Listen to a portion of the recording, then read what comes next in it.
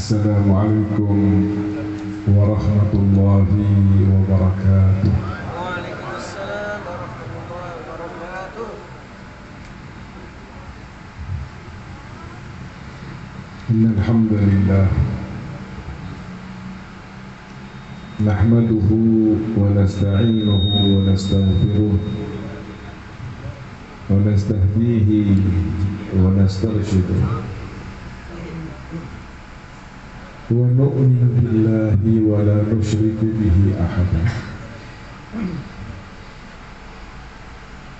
wa na'udzu billahi min shururi anfusina wa min sayyiati a'malina man yahdihillahu fala mudilla lahu wa man yudlil falan tajida lahu waliyyan mursyida.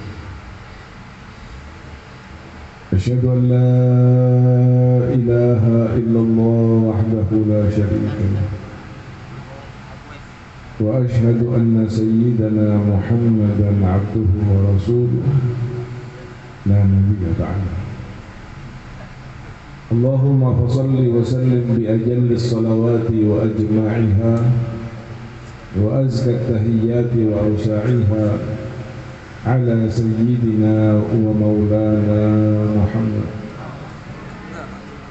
مفتاح باب رحمة الله عدد ما في علم الله صلاة وسلاما دائمين بدوام ملك الله وعلى آله وصحبه ومن والاه ولا حول ولا قوة إلا بالله. أما بعد.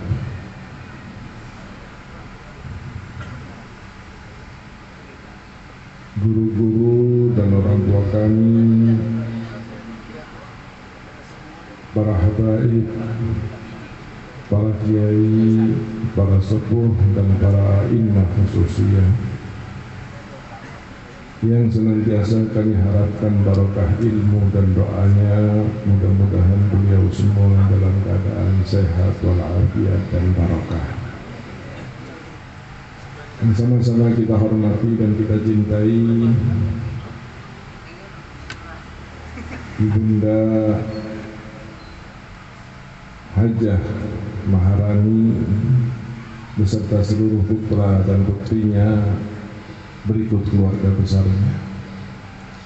Mudah-mudahan pada acara di pagi hari ini selain Maulidun Nabi sallallahu alaihi wasallam dan manaqib Sultanul Awliya Sayyidina Syekh Abdul Qadir Al-Jilani, beliau keluarga ingin berbakti kepada suami dan orang tuanya dengan mengadakan doa bersama dan hauliyah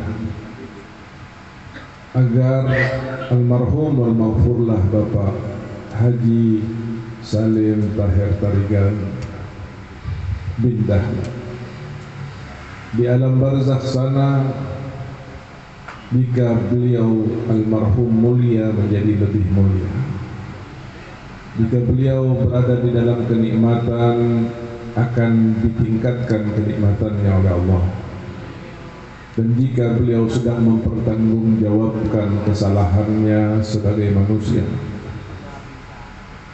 Tujuan daripada hal ini mudah-mudahan dengan menyertakan Maulidun Nabi Muhammad dan manaqib Sultanul Awliya Sayyidina Syekh Abdul Qadir Al-Jilani almarhum di alam barzakh sana akan mendapatkan syafaatul uzma dari Sayyidina Muhammad dan Kanjeng Syekh Abdul Qadir Al-Jilani. Amin ya rabbal alamin.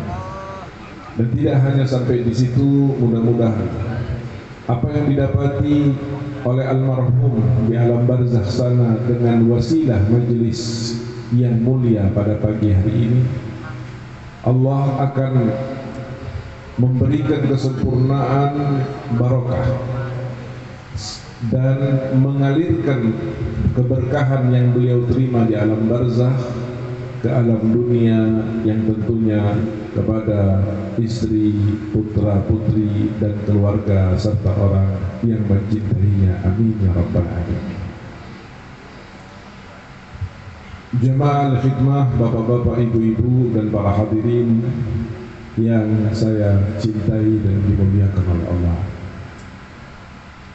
Beberapa kali saya hadir acara di tempat yang barakah ini, tentunya pada acara yang juga penuh dengan berkah. Tapi kali ini ada hal yang agak lain yang saya rasakan. Tadi malam saya tidur cukup, makannya juga cukup, capek tidak juga. Berangkat dengan semangat dan kondisi yang fit. Tetapi subhanallah, pada saat masuk ke majelis ini, mata saya seakan-akan tidak bisa dibuka karena ngantuk.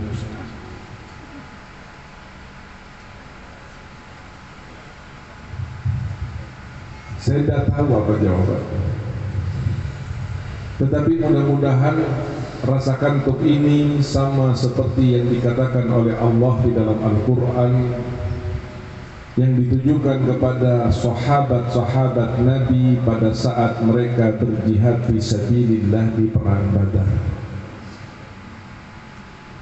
Allah turunkan, kata Allah, dan kami turunkan kepada mereka sakinah dan rahmat, ketenangan yang luar biasa yang ada di dalam hati mereka, menyebabkan sahabat dalam pertempurannya bersama orang kafir yang pada saat itu kalau tidak waspada satu orang wajib mengalahkan 3 orang baru bisa menang. Di situ para sahabat rata-rata mengantuk dan bahkan tertidur sampai beberapa kali pedangnya jatuh ke pasir dan diambil lagi karena ngantuk. Jika ini yang menjadi husnudzon saya pada majelis pagi hari ini, maka alhamdulillah. Betapa untungnya jamaah yang hadir pada hari ini. Betapa untungnya almarhum Bapak Salim Tahir Tarigan yang kita doakan pada hari ini. Dan insya Allah, jika seandainya Allah menakdirkan hari ini keberkahan terbaik bagi jamaah, mudah-mudahan keberkahan itu akan menjadikan kita lebih baik dan lebih dekat serta lebih saleh kepada Allah dan Rasulnya serta guru-guru kita dan para salafus saleh. Amin ya rabbal alamin. Hadirin yang dirahmati oleh Allah,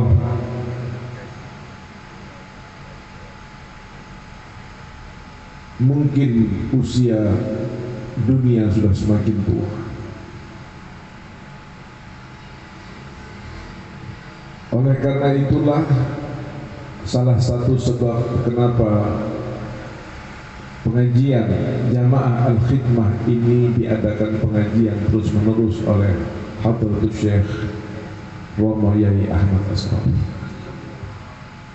Karena jika tidak demikian, saudara, maka tidak akan ada walaupun dia orang muslim yang akan selamat zahir dan batinnya.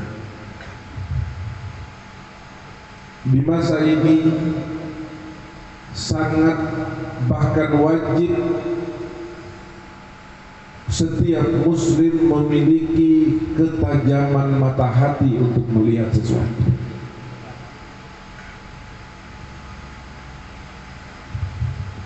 Allah di dalam Al-Quran memberitahu kepada Nabi Muhammad, teruslah kamu berjuang, teruslah kamu berdakwah, jangan pernah kenal lelah, kasihanilah mereka. Innaha la ta'mal absar, mata mereka tidak buta wahai Muhammad, walakin ta'mal qulubul lati fis sudur. Tetapi yang buta itu adalah mata hatinya, sehingga apa yang dilihat, apa yang difahami tidak mampu diaplikasikan dalam kehidupan. Maka sering kita melihat seorang yang muslim tetapi amaliyahnya tidak Islam.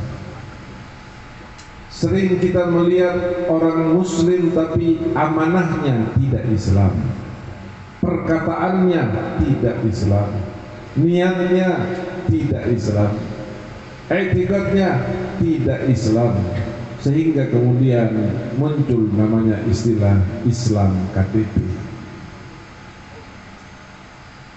Acara-acara yang diadakan oleh para salafun saleh dan masyayikh kita ini adalah acara untuk mengislamkan orang Islam dan menyambungkan dari keislaman mereka menuju kepada keimanan. Karena Islam ini hanyalah masalah yang sifatnya zahiriyah syar'iyah. Rukun Islam yang 5 itu semuanya bisa dilihat. Berbeda dengan masalah iman dan rukun iman. Rukun iman yang ke-6, yang 1 dari 1 sampai 6 itu semuanya tidak bisa dilihat. Artinya apa? Sebagaimana Allah Subhanahu wa taala telah menjadikan kita dari 2 unsur, yaitu unsur zahir dan batin, maka Allah pun menyiapkan aturan-aturan kepada kita pemilik 2 unsur itu, yaitu Islam untuk zahir kita dan iman untuk batin kita. Alhamdulillah, kalau masalah keislaman, saudara, Anda tidak akan cukup waktu 24 jam yang Anda miliki, nggak cukup kalau untuk membuka video, menonton YouTube, lihat televisi, mendengarkan radio dan lain-lainnya terkait dengan keislaman. Banyak sekali, alhamdulillah. Tetapi setelah wafatnya Hadratus Syekh Romawi Aslam, terasa bahwa ajaran keimanan adalah sesuatu yang langka.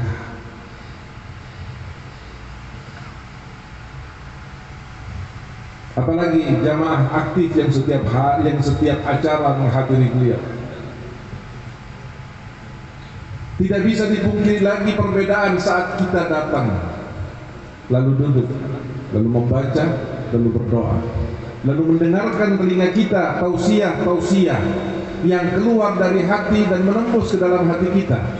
Lalu saat kita pulang, terasa betul manfaatnya, terasa betul pengaruhnya. Bahkan jauh dan tidak sama dengan apa yang sering kita dengar di media-media sosial tentang kajian-kajian keislaman. Mungkin saya salah, tapi saya melihat ada kekeringan apa yang disampaikan oleh orang-orang yang berilmu terkait dengan agama Islam, terkait dengan Allah, terkait dengan Nabi Muhammad SAW, terkait dengan keimanan. Karena sebabnya satu, kebanyakan dari kita pembawa ilmu agama tidak mampu melakukan apa yang telah kita ucapkan dan kita ceramahkan. Ini permasalahan bagi para ahli ilmu. Kenapa tidak mampu memperbaiki? Kenapa tidak mampu mengobati penyakit yang ada pada umat Islam? Bahwa sering kita mendengar tentang riwayat yang pernah terjadi kepada Syekhana wa Maulana Kiai Khalil Bangkalan. Suatu saat beliau didatangi oleh seorang ibu dengan membawa anak kecil yang ingin meminta doa dan mengadu. Lalu ibu itu berkata, "Kiai, doakan anak saya." "Kenapa anakmu?" "Anak saya ini tidak wajar, setiap hari makan gula tanpa apa-apa. Gula murni itu 1 tenong. 1 tenong itu kalau bahasa Madura itu 1 basko. Selain harga gula mahal, Kiai, saya khawatir akan terjadi apa-apa dengan anak ini karena tidak sewajarnya dia makan gula sebanyak itu." Mungkin disodorkan air sebagaimana biasanya ketika orang datang kepada ulama. Syekhuna Khalil berpikir sejenak, lalu kemudian beliau mengatakan, "Ibu, bawa pulang anak. 3 hari lagi kamu datang ke sini." Dibawalah pulang anak itu. Diabaikannya air seandainya ada. Setelah 3 hari datanglah ibu itu membawa anaknya kembali sesuai dengan perintah kiai. Begitu datang di hadapan kiai, dipanggil anak itu, "Nak, sini." Lantas beliau berkata, "Suka makan gula?" "Iya. Mulai hari ini kamu jangan makan gula kecuali 1 sendok dicampur dengan teh atau kopi diaduk. Paham?" "Paham." "Ya sudah, Bu, bawa pulang anak." Akhirnya kiai tidak usah. Barangkali ada wirid, pulang. Besoknya ibu itu datang lagi. Ibu itu datang lagi bilang, "Alhamdulillah, Ramoyai Khalil, anak saya sudah tidak lagi makan gula. Bahkan 1-2 butir gula kalau dipaksa masuk ke mulutnya akan muntah." Alhamdulillah. Di lain pihak, dari hari pertama sampai hari kedua ada salah satu santri yang memperhatikan kejadian tersebut. Lalu santri itu memberanikan diri kepada kiai untuk bertanya. "Mohon maaf, izin bertanya Pak Kiai." "Oh iya, ada apa?" "Saya lihat, saya berpikir, saya agak bingung. Kenapa? Untuk mendoakan anak, kenapa harus ditunda 3 hari, Kiai? Kan tinggal diambil airnya, dibacain, kasihkan, selesai. Air tidak dibaca, ibu dan anak disuruh pulang, 3 hari sudah datang." Ramoyai Khalil tersenyum. Lalu beliau berkata, "Cung, nak, kamu tahu nggak apa yang diinginkan oleh ibu?" Ibu itu menginginkan anaknya tidak lagi makan gula.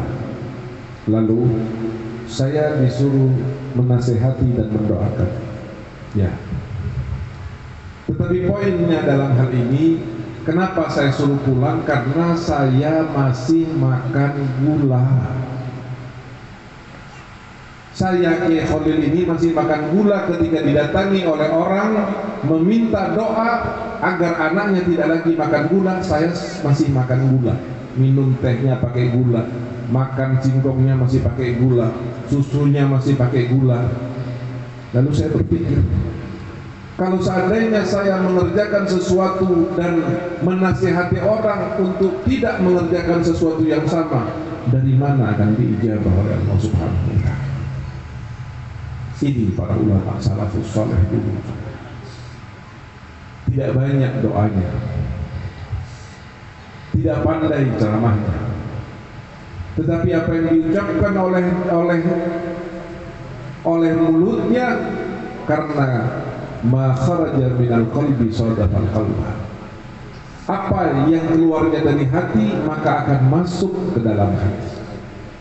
Dan pada saat beliau mengeluarkan kalimat-kalimatnya itu, hatinya sedang penuh dengan Allah, lidahnya sedang basah dengan zikrullah, pikirannya hanya tertuju kepada Allah dan syariatnya Rasulullah. Lalu kemudian keluarlah kalimat-kalimat yang tidak menginginkan hal-hal lain kecuali hanya Allah, Allah, Allah dan Allah. Ini adalah merupakan sesuatu warisan yang paling berharga yang mulai ditinggalkan oleh orang-orang yang mengaku cinta kepada para ulama dan para salafus saleh. Selanjutnya hadirin yang dirahmati oleh Allah, pertanyaannya, kenapa mereka bisa sedemikian hebat padahal makannya juga nasi, minumnya juga air, ngopinya sama, tinggalnya di kota yang sama, udaranya sama, kenapa mereka beda? Saya yakin di antara seluruh jamaah yang hadir, baik bapak ibu ini, Semuanya pengen jadi orang soleh, betul atau tidak? Semuanya pengen jadi orang wali Allah, betul atau tidak?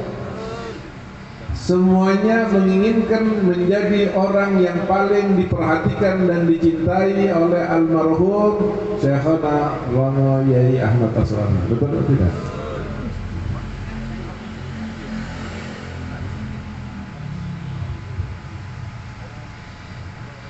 Tapi katanya Sayyidina Ali bin Abi Thalib, "Lau kana al-ilmu bitamanni lama kana fil bariyati jahilu." Kalau mendapatkan ilmu atau sesuatu yang berharga itu hanya cukup dengan berharap dan berangan-angan serta berkeinginan, di dunia ini tidak akan ada orang bodoh, tidak akan ada orang miskin. Kalau hanya ingin menjadi orang besar, hanya cukup ingin tahu-tahu jadi simsalabim begitu.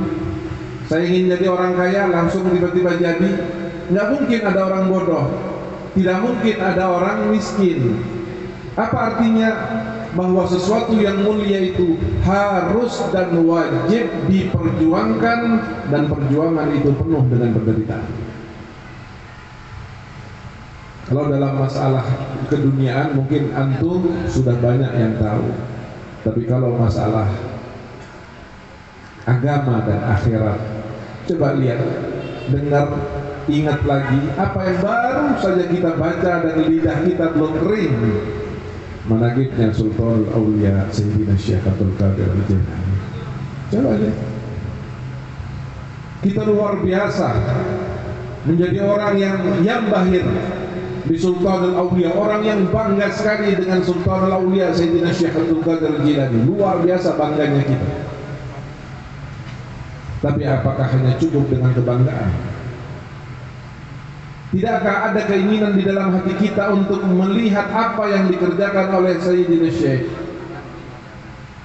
apa yang dikerjakan oleh Romo Yai, apa yang diistiqomahi olehnya, apa yang pernah diawali lalu diperjuangkan dengan susah payah? Tidakkah kita ingin tahu? Ataukah kita hanya ingin instannya saja? Yang penting saya kenal Syekh Abdul Qadir Jailani, saya muridnya Yai, insya Allah saya selamat ya. Tidak semudah itu, tidak segampang itu. Berarti nggak ada manfaatnya? Ada manfaatnya. Tapi jangan terlalu lebay mengharapkan sesuatu yang besar, sementara yang kita berikan itu secuil. Kita berharap sesuatu yang besar dari Syekh Abdul Qadir Jailani. Kita berharap sesuatu yang besar dari Romo Yai. Romo Yai ini wali besar, karomah, Masya Allah, Masya Allah, Masya Allah. Kita pengen mendapatkan ini, musibah kita, hajat kita, ini kita. Nah, saya ingin bertanya, ente pengen mendapatkan yang besar dari dia, lalu yang ente berikan kepada dia itu apa?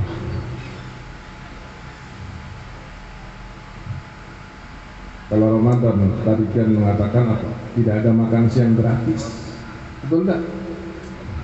Siapa yang menginginkan sesuatu maka berkorbanlah. Tarjum najata wa lam taslik masalikaha inna safinata la tajri 'ala al-yabasi. Jangan pernah bermimpi kamu bisa naik perahu dengan santai sementara perahunya berada di atas aspal.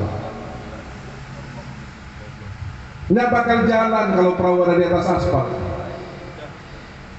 Tarumul izzata wa tanamu lailan, kamu menginginkan jadi orang yang soleh, jadi orang yang tinggi derajatnya, jadi orang yang tenang hidupnya, jadi orang yang sakinah, mawaddah, warahmah keluarganya, menjadi orang yang anak-anaknya soleh solehah. Tarumul izzata wa tanamu lailan, waktu malam kamu tidur, pengen jadi orang yang serba wah, pengen punya keluarga yang hebat, pengen punya nasib yang bagus. Tapi kalau malam tidur, lah memang nggak boleh tidur, boleh tidur. Tetapi setidaknya menjelang subuh, di saat Allah Subhanahu Wa Taala memanggil hambanya, mengatakan siapa yang mau istighfar aku akan ampuni, intinya tidur. Siapa yang mau punya hajat aku akan kabulkan, kamunya tidur. Siapa yang lagi sakit minta kesembuhan aku akan sembuhkan, kitanya tidur. Lalu begitu bangun kita berharap dari Allah, ya tamanna minallahil anani.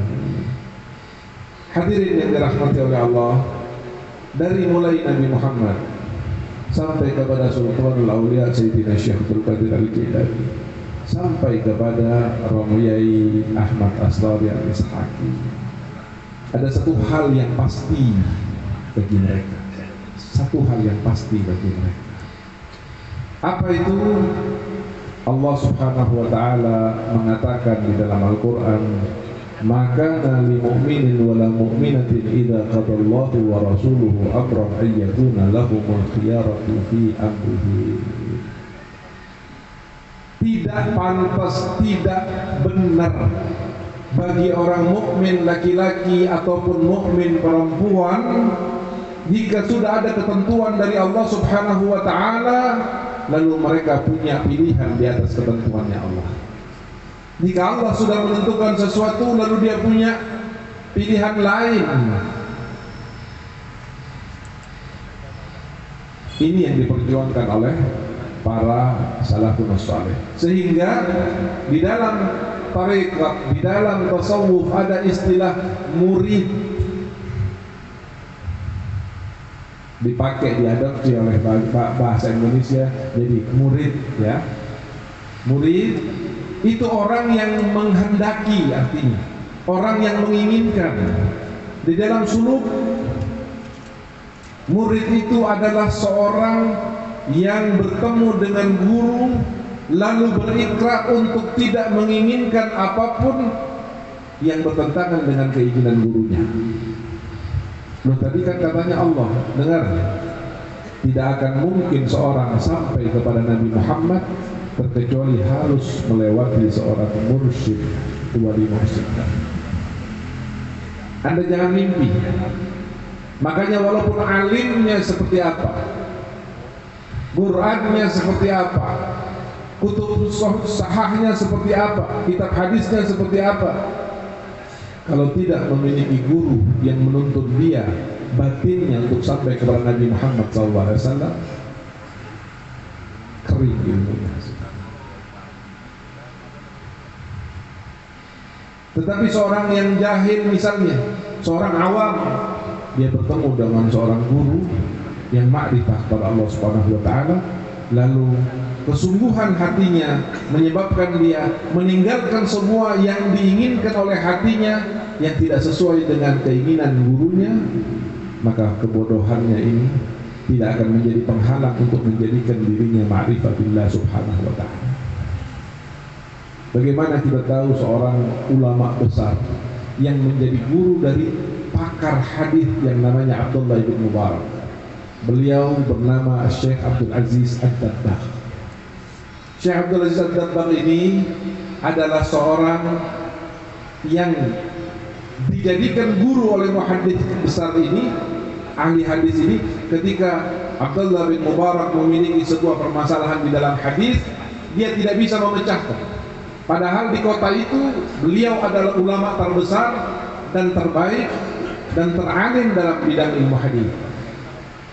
Sampai ketika beliau salat menjadi imam di satu masjid, tetap tidak terpecahkan, turun dari masjid, akan pulang menuju rumahnya, tiba-tiba di emperan masjid ada payung kecil dengan meja yang juga kecil dari seorang tua yang berikhtiar mengesol sepatu, tukang sol sepatu. Beliau saat lewat dari tukang sol sepatu itu, tiba-tiba tukang sol sepatu dibuka muka syafahnya oleh Allah Subhanahu wa taala, mengetahui apa yang sedang dipikirkan oleh ulama besar. Dipanggil ulama besar ini. Dia bilang, "Wahai imam," dia noleh, "sudah terpecahkan masalah hadisnya?" Kaget.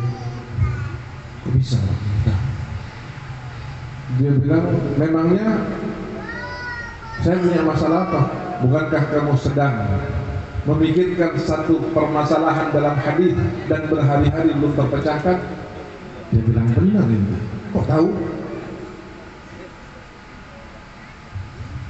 Dia hanya berkata, wattaqullah wa yu'allimukumullah.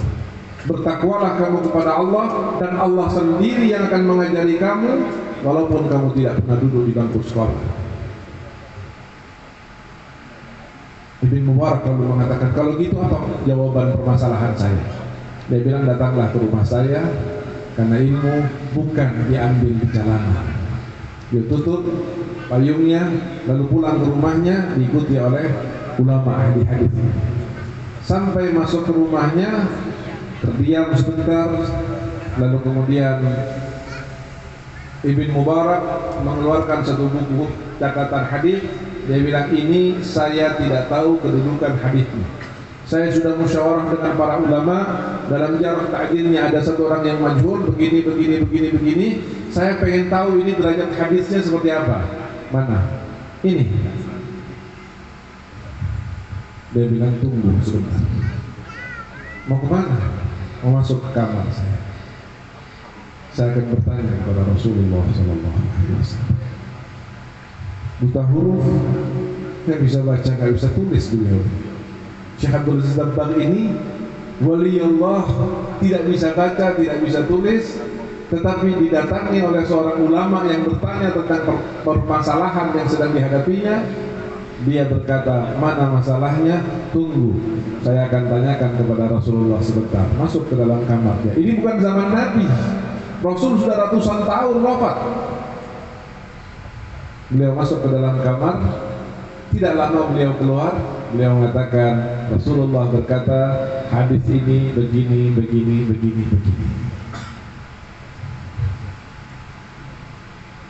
Ketika di masjid ada orang lagi yang bertanya tentang permasalahan hadis kepada beliau, karena di zaman itu ilmu hadis betul-betul digemari oleh orang-orang pencari ilmu dan penuntut ilmu. Dia bilang, saya punya muskil tentang hadis ini, bagaimana? Nggak mungkin pulang ke rumah.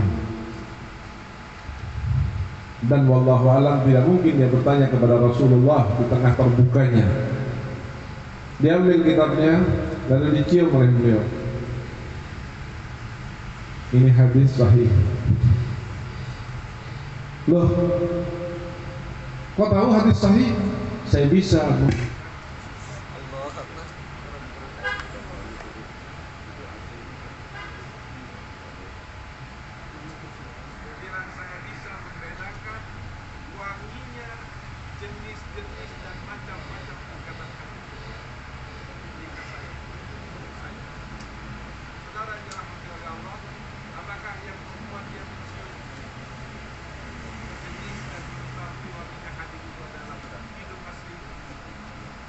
Adalah hidungnya roh yang membuat dia melihat, mata beliau melihat Rasulullah SAW apakah hanya dengan mata kasatnya saja? Tidak, tetapi itu adalah matanya roh. Dan ketika seorang setiap hari hanya berpikir, apa yang Allah inginkan kepada saya, apa yang Allah inginkan kepada saya. Dan ini pertanyaan langka, saudara. Sudah akhir zaman ini, dari 100 orang belum tentu ada satu yang berpikir setiap hari apa yang Allah inginkan dari saya. Yang ada setiap hari apa yang saya inginkan dari Allah. Doa, minta kepada Allah Subhanahu wa taala. Kalau dikasih lupa, kalau enggak dikasih ngedumel. Tapi pernahkah orang itu berpikir, Allah ini ingin apa dari saya? Jangan cuma apa yang saya inginkan dari Allah Subhanahu wa taala, karena itu tidak sopan dalam keimanan kita. Allah kita anggap bawahan kita, walaupun kita tidak berani menyatakannya. Tetapi lisanul hal daripada kita ini, kenyataan haliah kita ini telah betul-betul merendahkan Allah Subhanahu wa taala, karena yang menjadi perintah Allah pencipta kita, perintah Allah yang memberi rezeki kita, keinginan Allah yang telah membahagiakan hidup kita ini, kita beri porsinya pada saat kebutuhan syahwat dan kesia-siaan kita sudah selesai semua. Ayo, ingat-ingat lagi. Kadang-kadang kalau kita sholat nunggu sinetron selesai. Kadang-kadang kita kalau sholat nunggu setrikaan selesai. masakan selesai, baca Qurannya nggak sempat. Kenapa? Karena ada tamu atau saya mau olahraga. La ilaha illallah. Sholat jadi nomor sekian, baca Quran nomor sekian, zikir kalau sempat. Memang nggak sempatnya kenapa? Jihad fisabilillah, berbakti kepada kedua orang tua yang sudah lumpuh misalnya, nggak sempatnya karena saya sibuk nyetir, macet, nonton TV, punya agenda olahraga, ada kongko-kongko dengan teman-teman. Nah terus Allah ini posisinya di mana dalam kehidupan kita? Mari kita pikirkan itu, Ustaz. Ini kalau tidak menjadi fokus pemikiran kita terhadap kedudukan Allah dalam hati, saya khawatir nanti na'udzubillah min dzalik kita wafat tidak bawa iman, Saudara. Karena sudah terlalu menyepelekan Allah Subhanahu wa taala, terlalu menganggap remeh Allah Subhanahu wa taala. Padahal para salafun saleh kadang-kadang dari mulai wudhu saja, baru wudhu saja itu sudah pucat dan gemetar tangannya. Sampai orang yang tidak kenal akan bertanya, apakah Anda sakit? Enggak. Kok pucat? Kok gemetar tangannya? Dia tersenyum. Dia heran dengan orang yang masih bertanya seperti ini. Kalau saya kopral harus berhadapan dengan jenderal, sementara jenderal tahu pekerjaan saya nggak beres, bagaimana saya akan menghadapi dia? Ini lagi bukan jenderal, tapi ini adalah Allah yang akan menentukan kapan kamu mati, kapan kamu hidup, yang menentukan kapan kamu kaya atau kapan kamu akan bangkrut, yang menentukan kakimu bisa melangkah hari ini atau besok sudah berada di kursi roda. Dialah adalah Allah, kuasanya 1000 kali, 1.000.000 kali di atas jenderal, saudara. Dahsyat kekuasaannya bermiliar kali di atas jenderal. Nah sementara kita adalah seorang hamba yang sudah sering membohongi Allah Subhanahu wa taala. Hampir sehari 5 waktu kita bohong kepada Allah dengan mengatakan wajjahtu wajhi lilladzi fataras samawati wal ardh inna sholati, sesungguhnya salatku ya Allah, wa nusuki, ibadah-ibadahku yang lain, wa mahyaya, dan hidupku, wa mamati, dan matiku, lillahi, untuk Engkau semata. Bohong atau tidak? Bohong atau tidak? Lah kalau sudah Allah kita bohongi, bagaimana ini? Makanya sampai ada ungkapan katanya paling hebat itu orang yang ada di Indonesia.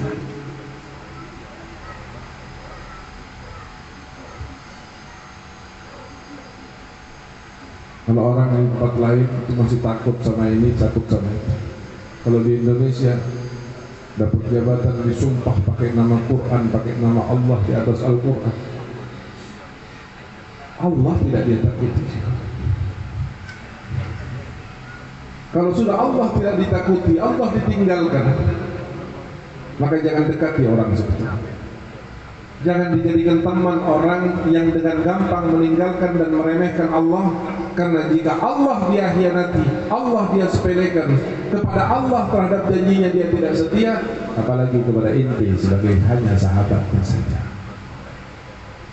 Hadirin yang dirahmati oleh Allah, terakhir saya ingin mengajak kepada seluruh jamaah, khususnya jamaah Al-Hikmah, kembalilah kita kepada nasihat dan anjuran serta ta'lim daripada guru kita Romayya Ahmad Asrari.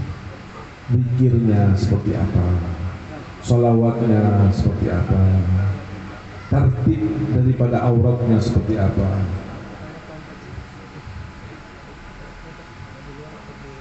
Di Haus Gresik kemarin sempat saya sampaikan, jangan sampai na'udzubillah kondisi beliau nanti ketika ketemu dengan kita seperti yang disebutkan di dalam hadis Rasulullah, bahwa Rasulullah ketika berada di Haud Telaga Kautsar didatangi oleh rombongan manusia. Rasulullah senang sekali karena ini adalah orang-orang yang dia kenal. Disambut oleh Nabi, tiba-tiba malaikat, serombongan malaikat menghalau mereka dan menjauhkan dari Nabi Muhammad SAW.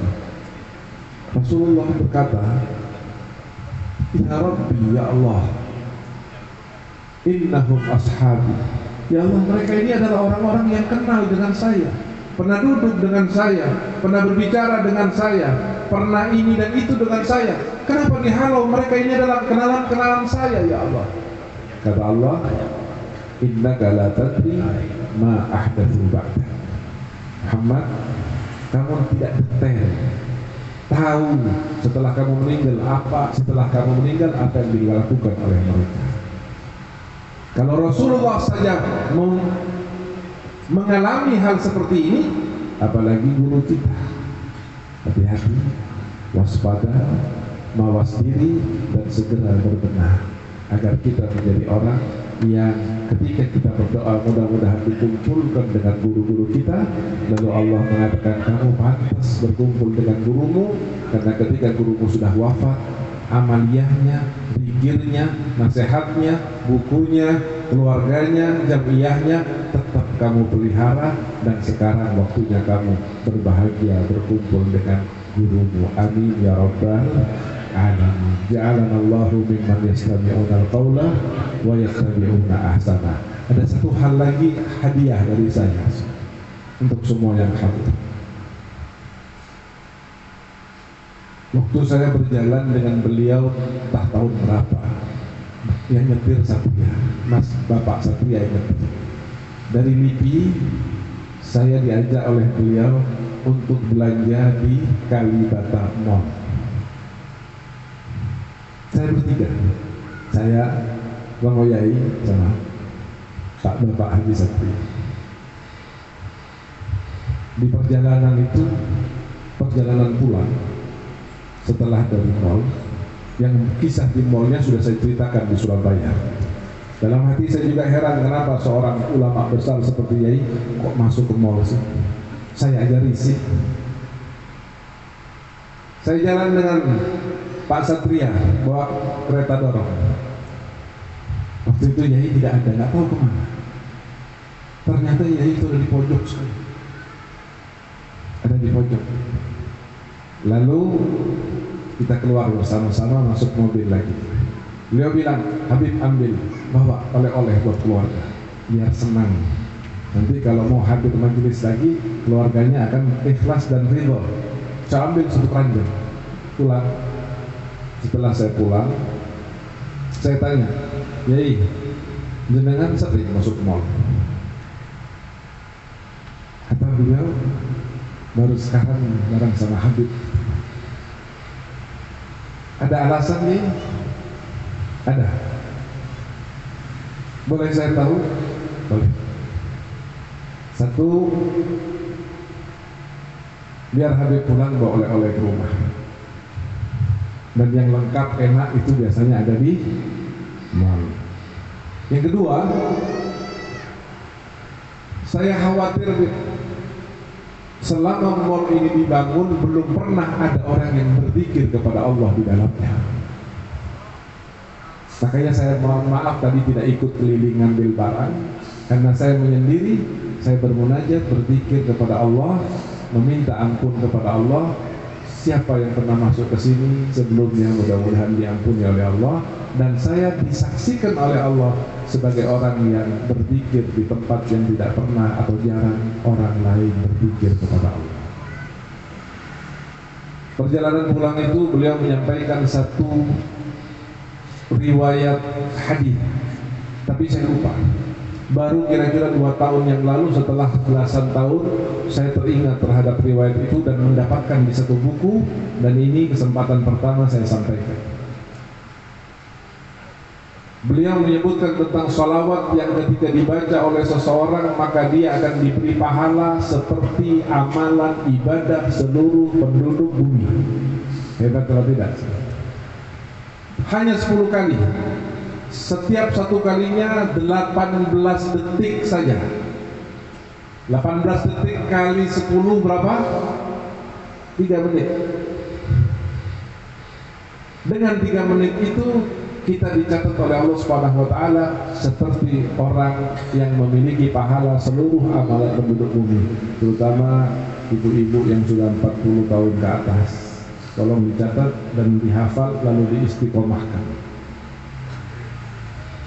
Diriwayatkan oleh Imam As-Suyuti, satu hadis dari Musnad Abi Bakar, dari Sunan Ibnu Majah, bahwa Rasul SAW suatu hari duduk dengan sahabatnya termasuk Sayyidina Abu Bakar.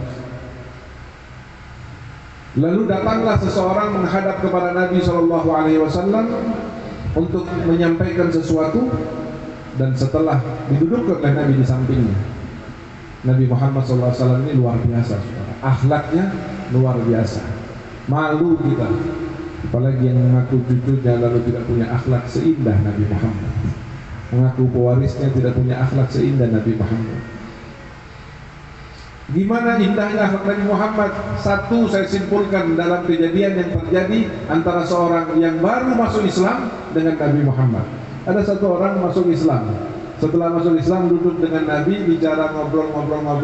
Besok subuh sholat berjamaah, tiba-tiba dia datang ke Nabi dan mengatakan, ya Rasulullah, pengen nanya, ada apa?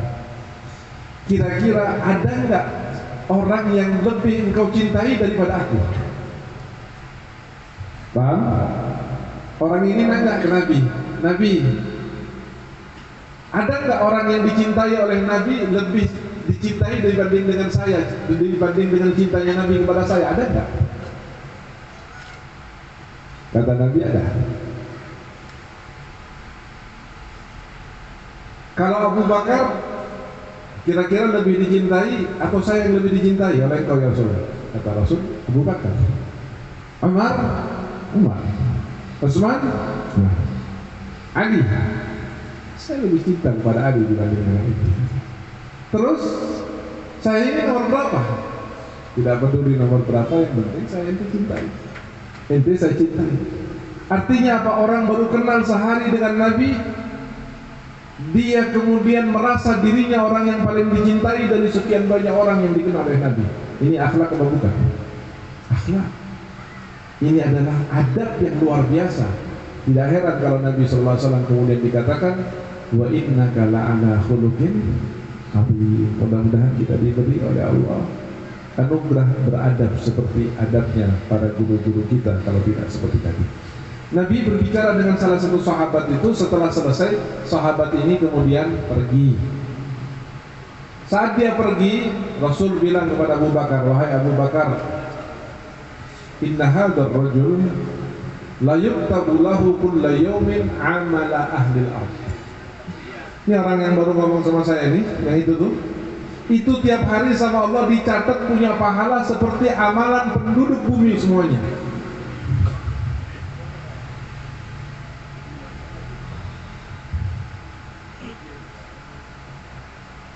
Karena waktu sudah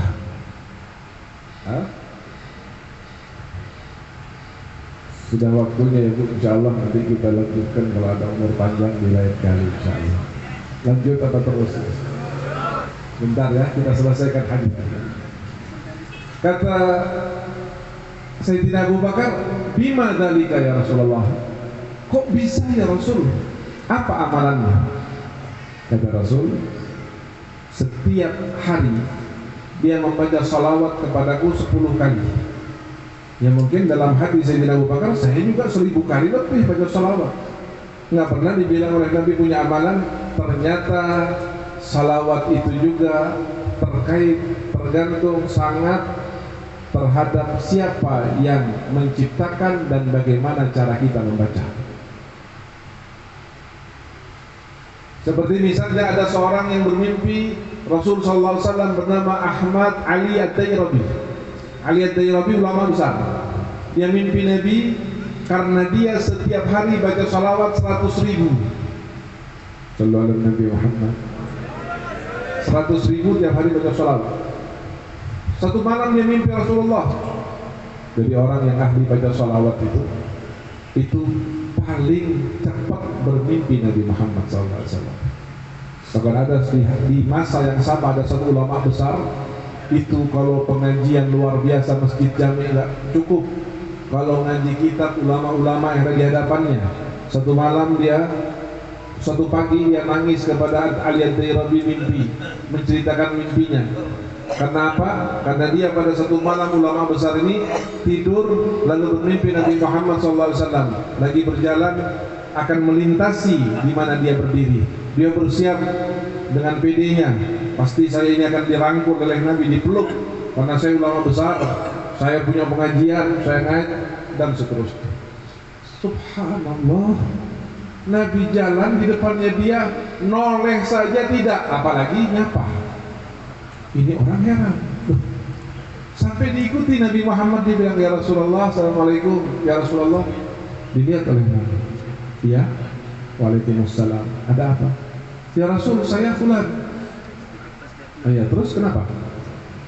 Ya Rasulullah, apakah Anda tidak kenal pada saya? Kata Rasul, tidak. Loh, katanya Rasul mengenal semua umatnya. Secara umum iya. Tapi dengarkan wahai fulan, sesungguhnya perkenalanku, kenalku dengan umatku tergantung dari seberapa banyak dia membaca sholawat kepadaku. Sallu ala Nabi Muhammad. Maka Syekh Ali Ad-Dairabi ini setiap hari baca 100.000. Begitu mimpi Nabi, dia mengatakan, ya Rasulullah, saya Ali Dairabi. Kata Rasul, ya saya tahu. Ya Rasul, saya setiap hari baca salawat 100.000. Ya, saya tahu. Senang ya Rasulullah, Anda senang? Ya Rasul, maaf pengen nanya, ini zaman Ayyana ada enggak kira-kira ya Rasulullah? Zaman sekarang ada enggak orang yang baca sholawatnya lebih banyak dari saya? Saya 100.000 Rasulullah. Ada enggak? Kata Rasulullah ada. Siapa itu? Ahmad Ad-Dardir. Siapa Ahmad Dardir ini? Pengarang sholawat di Bilguru. Ya. Kata Rasulullah, Ahmad Dardir lebih banyak daripada kamu membacanya. Masya Allah.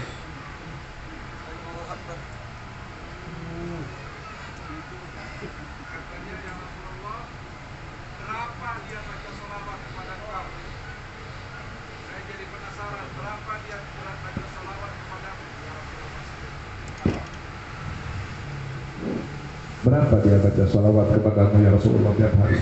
Sampai lebih banyak dari saya. Saya 100.000 itu sudah sambil gendong anak baca sholawat, sambil nulis sholawat, sambil baca kitab sholawat. Berapa? Kata Rasulullah 10.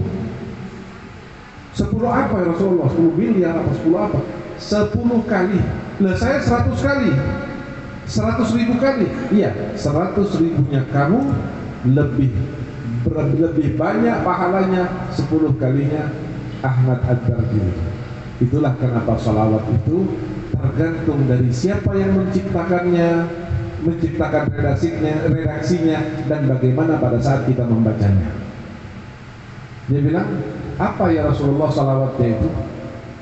Kata Rasul, Allahumma salli wa sallim wa barik ala sayyidina Muhammadin wa ala alihi salatan la nihayata laha kama la nihayata li kamalika wa adada kamalih. 10 kali melebihi 100.000.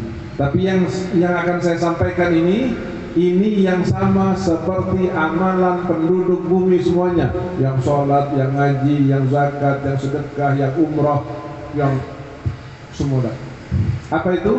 Kata Rasulullah, sesungguhnya orang itu setiap hari 10 kali membaca salawat kepadaku dengan mengatakan Allahumma salli ala sayyidina Muhammadin nabi adada man shalla alaihi min khalqi wa salli ala sayyidina Muhammadin nabi kama yanbaghi lana an nusalli alaihi wa salli ala sayyidina Muhammadin nabi kama amartana an nusalli alaihi. 18 detik dibaca 10 kali, kita akan mendapatkan pahala seperti seluruh amalan penduduk bumi. Hadanallahu wa iyyakum ajma'in. Allahumma ja'al jam'ana hadha jam'an marhuma wa tafarruqan min ba'dihi tafarruqan ma'suma wa la taj'al fina wa la minna wa la ma'ana syaqiyan wa la mahruma bi rahmatika ya arhamar rahimin ya arhamar rahimin ya arhamar rahimin. Wassalamualaikum warahmatullahi wabarakatuh.